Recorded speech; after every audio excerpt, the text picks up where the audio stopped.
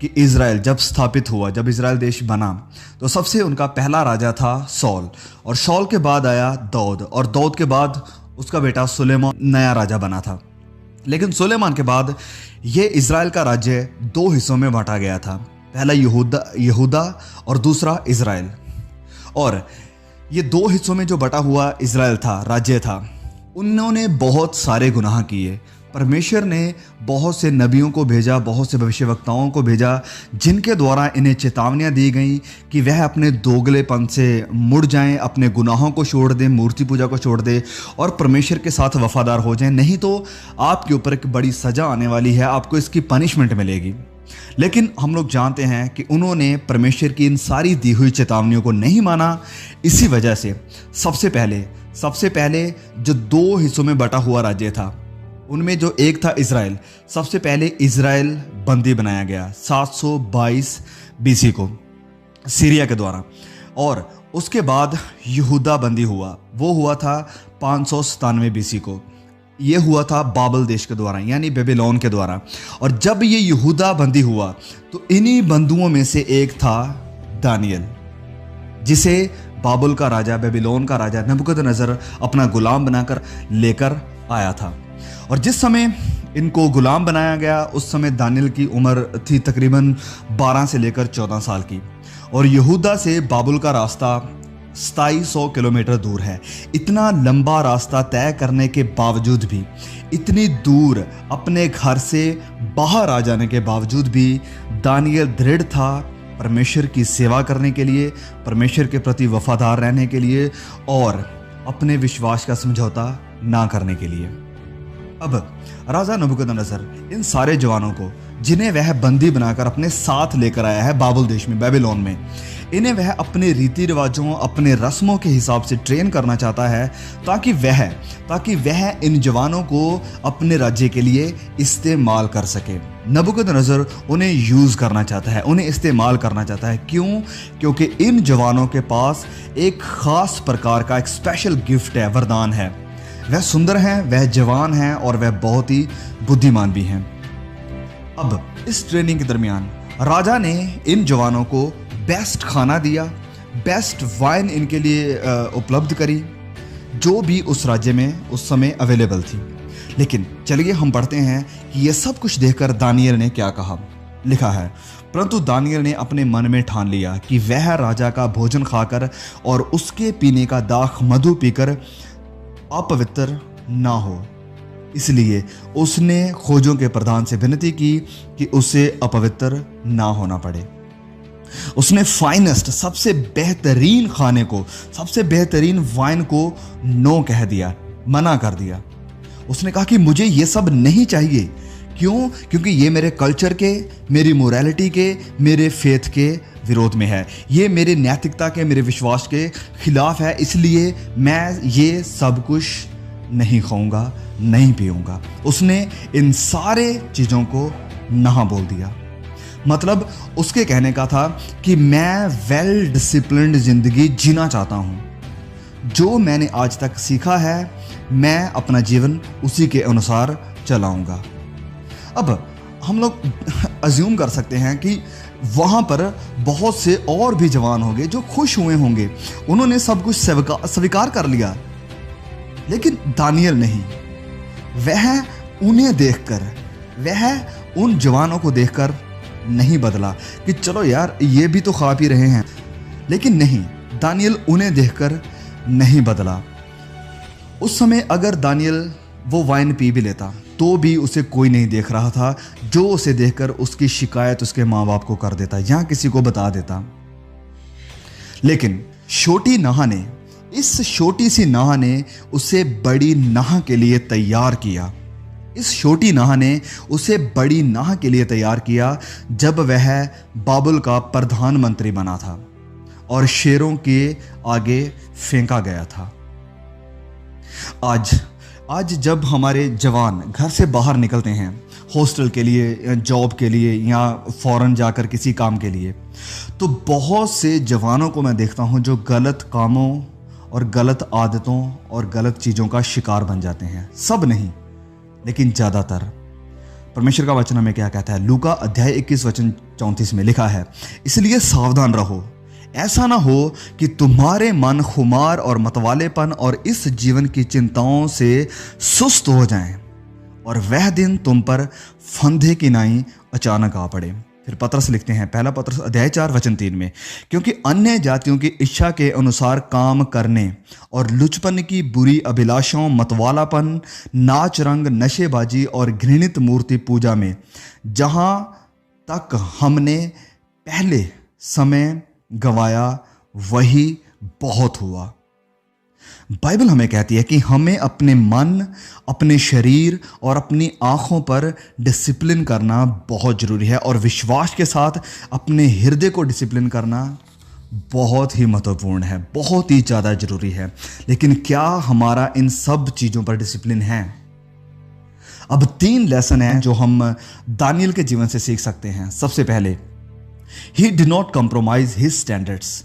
Daniel ने अपने मानक का, अपने सिद्धांतों का समझौता नहीं किया। Pressure did not change him. जो प्रेशर था दोस्तों का, उसके आसपास के जवानों का, उसकी अथॉरिटी का, इस सब ने दानियल को नहीं बदला। वह सब उसे नहीं बदल पाए कि यार ये लोग भी तो खा पी रहे हैं, चलो मैं भी खा लेता हूं। ये लोग भी तो यहूदी हैं, ये लोग भी तो मेरे साथ वाले विश्वासी लोग हैं, अगर ये चीज़ें गलत होती तो ये लोग भी मना कर देते। लेकिन नहीं, दानियल उन्हें देखकर नहीं चल रहा था। दानियल अपने स्टैंडर्ड, परमेश्वर के कानूनों को देखकर चल रहा था। वह परमेश्वर को देखकर चल रहा था। उसके दिमाग में परमेश्वर और उसके वचन थे। इसीलिए उसने किसी आसपास के दोस्त को देखकर, किसी तरह के प्रेशर को देखकर अपने आप को तब्दील नहीं किया। इन सब के बावजूद भी वह ना कहने के लिए तैयार था। दूसरा, pleasing God was the central aspect of Daniel's life. परमेश्वर को खुश करना दानियल के जिंदगी का मुख्य हिस्सा था। अब हो सकता है जब उसने ना कहा होगा इस सारे खाने को, अभी बहुत सारे यहूदी लड़के वहां पर थे, लेकिन ये 4 हैं जिनमें से दानियल ने कहा है नो।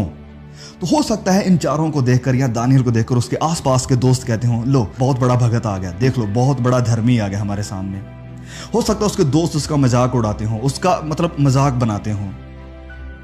लेकिन नहीं, दानियल अपने दोस्तों को खुश नहीं करना चाहता था कि चलो मैं खा लेता हूं, हो सकता है ये खुश हो जाए, ये मेरा मजाक ना उड़ाए।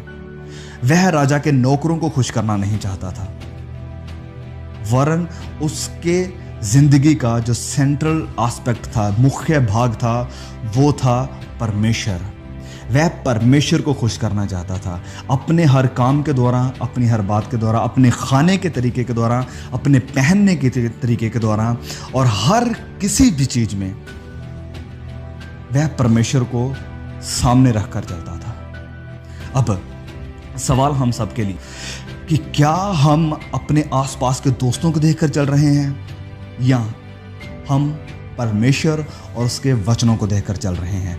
क्या हमारे दोस्तों का प्रेशर हमें चेंज कर देता है या फिर परमेश्वर का वचन हमें दृढ़ बनाकर रखता है? ये हमें अपने जीवन में इन सब बातों को परखना बहुत जरूरी है। तीसरी चीज जो हम दानियल के जीवन में देखते हैं वो ये है कि दानियल कठिनाइयों से नहीं डरा। हम सब जानते हैं कि क्यों और कैसे दानियल को शेरों के सामने फेंका गया था, क्योंकि उसने राजा की वर्शिप करने से मना कर दिया था और अपने परमेश्वर की वर्शिप लगातार करता रहा। तो उसके इस फैसले की वजह से हम सब जानते हैं कि उसे शेरों के आगे फेंक दिया गया। अब जब उसे शेरों के आगे फेंक दिया गया तो वचन हमें बताता है कि शेरों ने उसे कोई नुकसान नहीं पहुंचाया, वरन परमेश्वर आकर खुद उसके साथ खड़ा हुआ और शेरों के मुंह को बंद कर दिया। ऐसा क्यों हुआ? क्योंकि एक वक्त था जब दानियल परमेश्वर के लिए खड़ा हुआ था, जब वह जवान था, जब वह 14-15 साल की उम्र का था। उस समय वह परमेश्वर के लिए खड़ा हुआ था, और आज जब वह कठिनाई में है, जब वह मुश्किल में है, तो परमेश्वर आकर उसके साथ खड़ा हुआ है। He stood for God and now God stood with him। वह परमेश्वर के लिए खड़ा हुआ था, आज परमेश्वर उसके साथ आकर खड़ा हुआ है। वह इतनी बड़ी कठिनाई का सामना करने के लिए कैसे तैयार था? कैसे वह नो कहने के लिए तैयार था इतने बड़े नतीजे को देखने के बावजूद भी कि अगर मैं नो कहूंगा तो इसका नतीजा क्या होगा। वह इसलिए तैयार था क्योंकि जवानी की अवस्था में ही उसने अपने आप को तैयार कर लिया था, उसने अपने आप को ट्रेन कर लिया था। जब वह जवान था तभी से उसने ना कहना सीखा था।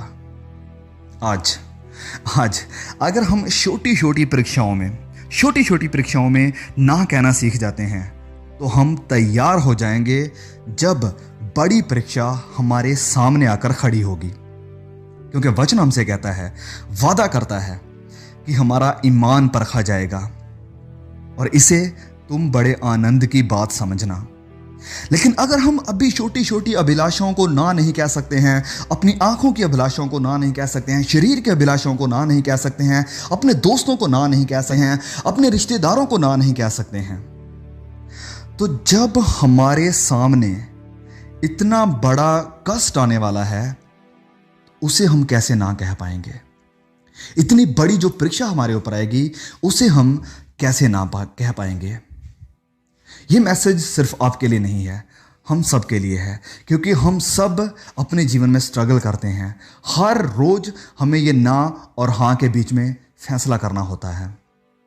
तो आइए इन वचनों के आधार पर, इस लाइफ स्टोरी के आधार पर, दानियल के जीवन के आधार पर हम अपने आप को परखें कि आज हम कहाँ पर खड़े हैं। क्या हम ना कहने के लिए तैयार हैं? क्या हम दानियल की तरह इतने डिसिप्लिन हैं कि नहीं हैं? क्या हमारे जीवन का सेंट्रल फोकस परमेश्वर है या हमारे आसपास के लोग हैं? क्या हम समझौता कर रहे हैं या हम परमेश्वर के लिए खड़े होने के लिए तैयार हैं? अगर आपने इस मैसेज से, इस वीडियो से कुछ सीखा है तो प्लीज़ इस वीडियो को ज़्यादा से ज़्यादा अपने दोस्तों के साथ, अपने भाई बहनों के साथ, खासकर जवानों के साथ ज़रूर शेयर करिए, क्योंकि उन्हें इस वचन की सख्त ज़रूरत है। परमेश्वर हम सबको हिम्मत दे, ताकत दे कि हम इन सारी परीक्षाओं को ना कहना सीख जाएं। फिर मिलेंगे बहुत जल्द ऐसे ही एक और वीडियो के साथ। तब तक के लिए परमेश्वर हम सबको संभाल के रखे। सभी को जय मसीह की।